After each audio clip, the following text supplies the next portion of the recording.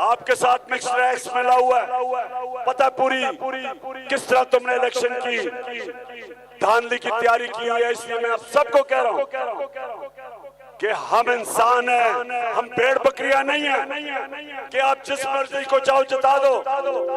ये 22 करोड़ की कौम है और ये जो कौम है ये बाशऊर और जिंदा कौम है।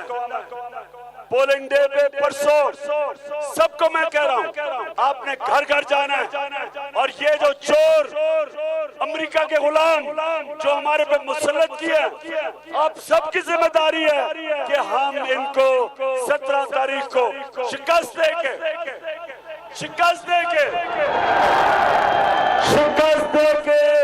हमजा कुकड़ी को घर भेजे। अच्छा मैंने सुना है, अब सब बैठ जाओ ताकि ये अभी आप देख सके। मैंने सुना है कि यहाँ से चेरी ब्लॉसम शहबाज शरीफ जीता है। शहबाज शरीफ यहाँ से जीता है। जरा ये आज उसकी जरा वीडियो चलवाओ शहबाज शरीफ की कि वो मैं सऊदी अरब से होके आया हूँ।